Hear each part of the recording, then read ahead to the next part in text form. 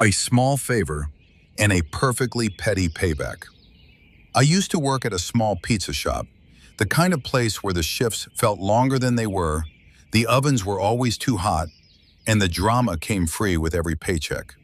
We had two managers, but the one everyone really dealt with was a guy named Kay.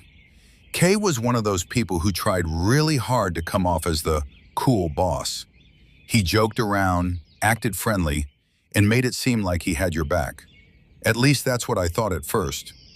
One slow evening, Kay pulled me aside. He wasn't acting like his usual confident self. He looked nervous.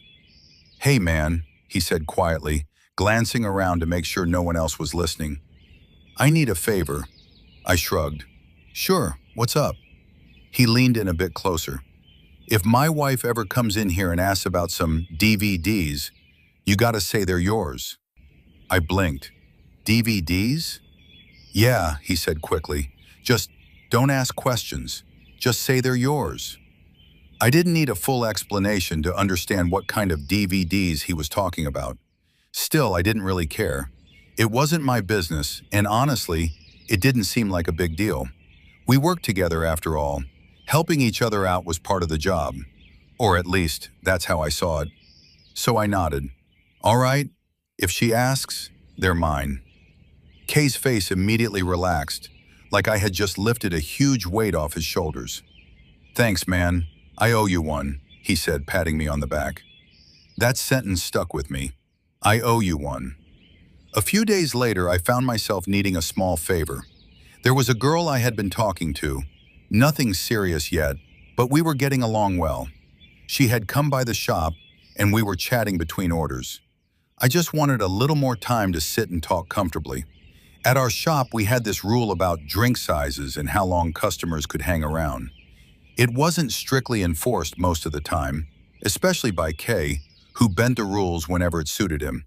So I figured, why not ask? "Hey Kay," I said casually, "can you hook me up with a larger pitcher, just so we can sit for a bit?" It was a simple request, harmless, the kind of thing he could approve in 2 seconds. But instead, he barely even looked at me before shaking his head. "Nope, rules are rules." I laughed a little, thinking he was joking. "Come on, man, it's not a big deal." This time he looked straight at me, completely serious. I said no, don't make it a thing. Just like that, no hesitation, no consideration, no sign of the guy who had nervously asked me to lie for him just days earlier. In that moment, something clicked. This wasn't about rules. This was about him. He was perfectly happy to bend things when he needed something, but when it came to anyone else, suddenly he was all about policy. I didn't argue. I just nodded and walked away. But in my head, that earlier sentence echoed again.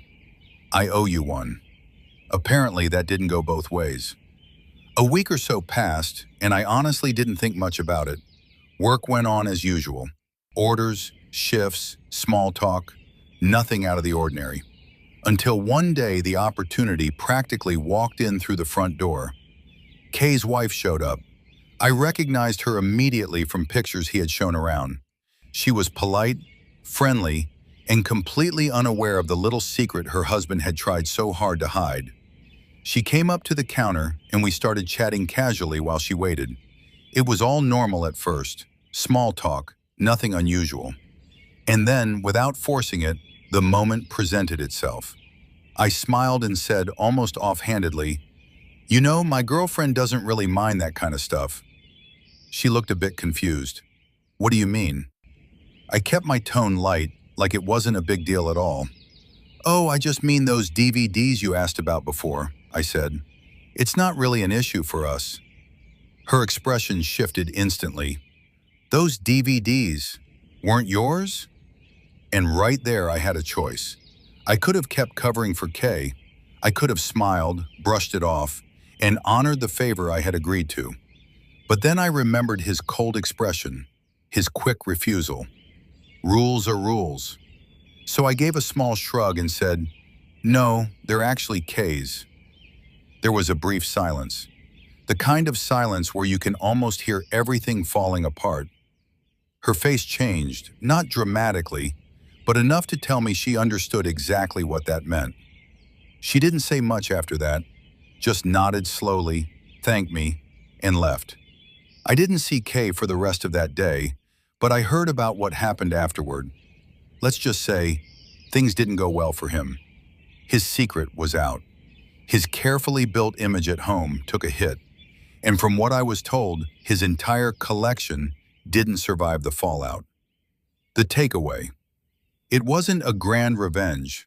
No shouting, no big scene, no elaborate plan. Just a simple moment, a small truth, and perfect timing. Funny thing is, I didn't even lie. I just stopped covering for someone who wouldn't do the same for me. And honestly, that made it all the more satisfying. If you like the story, then subscribe to my channel and press the bell icon next to it so that you get regular notifications of my upcoming videos.